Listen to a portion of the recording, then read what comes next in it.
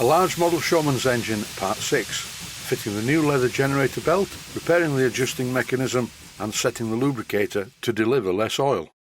I needed a drive belt to turn the generator, and the obvious place to get one is from my friend Andrew Stone at Black Orchard Leather. His web address is on screen at the moment. And Andrew did his usual excellent job. First of all, he sent me a paper template to double check the length, and then he made me this as I showed in the opening titles. I thank my friend Andrew for an excellent job as always. At the moment I have to remove a bolt to move the canopy stay out of the way to fit the belt. And here is the belt fitted between the flywheel and the pulley on the generator. To my eye, this looks to be exactly the right thickness. On some miniature traction engines, the belts are too thick. This looks just right. I need to make a very slight adjustment to the position of the generator, and this is done by turning a screw at the front. Unfortunately though, at some time in the engine's history, someone who didn't understand how the adjustment worked was very heavy-handed and rotated the adjuster too far to the right. So when I come along and rotate the adjuster to the left, all that happens is the end part comes off the thread, and as the fitting on the end of this thread had a small grub screw in it, the thread on the shaft was quite badly damaged. When I first looked at this engine, I thought there was something wrong with a sharp pointy bit sticking out of the front. Once I'd rethreaded part of the shaft, I sawed off the old damaged thread. You can see how badly damaged the thread is in this shot. I rethreaded the shaft 26 threads per inch, and I drilled the fitting that's going on the end of it a bit deeper, and using a tap in the lathe I cut an accurate 26 threads per inch thread in that.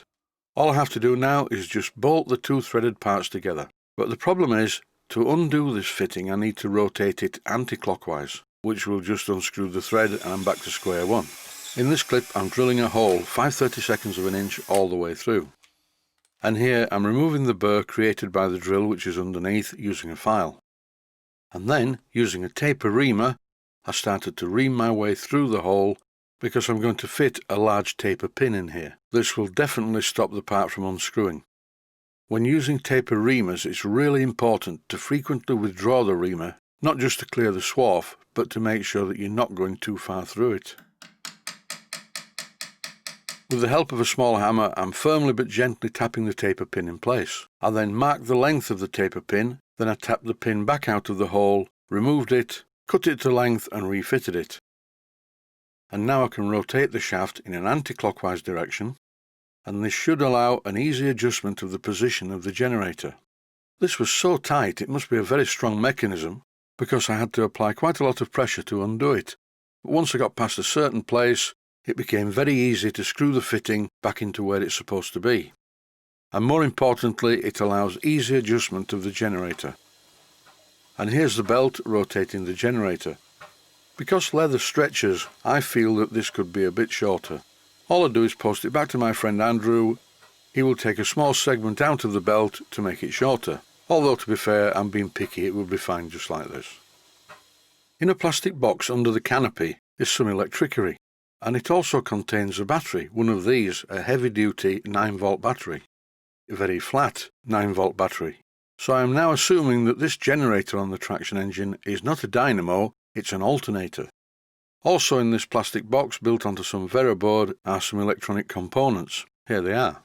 I've ordered a new battery via eBay, so I'll see what happens when I get it. I think a bit of redesign is in order here. I think I'll build a nice wooden box to go around the plastic box, then screw the whole assembly firmly up inside the canopy.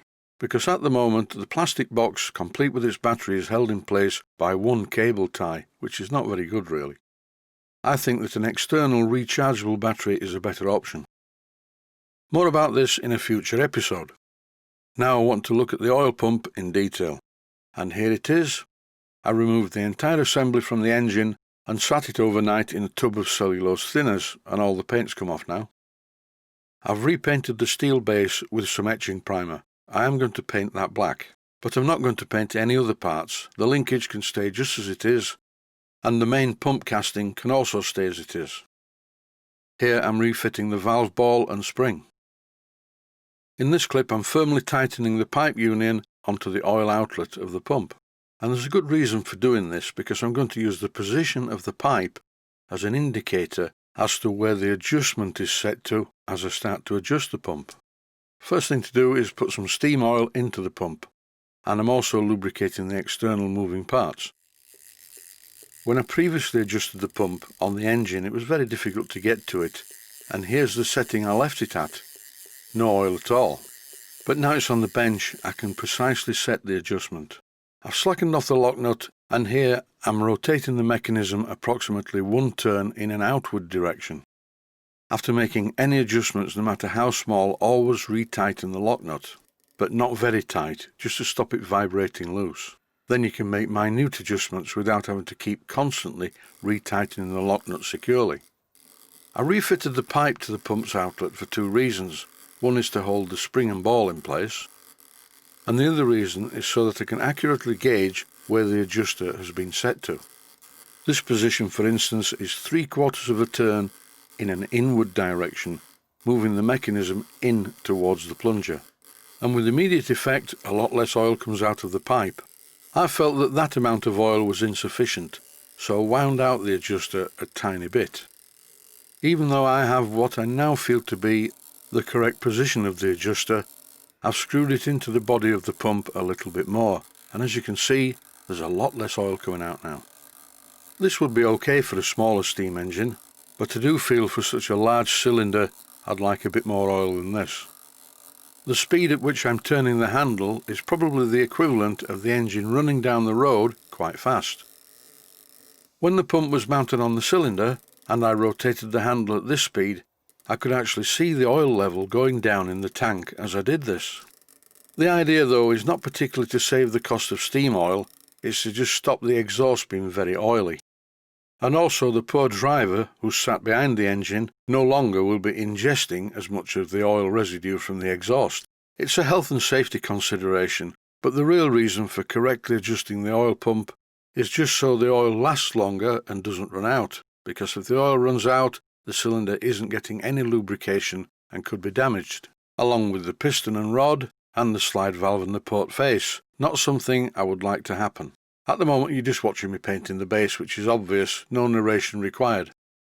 I'd just like to say at this moment in time, by the way, that not all oil pumps are as adjustable as the Foster type. On some oil pumps the only way you can regulate the oil is to make it so that the drive linkage rotates the ratchet wheel a bit less. And that's it for this episode. I'd just like to say, stay home, stay safe, stay well, and don't do anything stupid to catch a disease that could potentially kill you. Thanks for watching, and I hope you found it useful. Please take the time to visit my Mainsteam Models website. Click on the section of the website that says Video Playlists. And by doing that, you will find it very easy to find other videos that you may like to watch.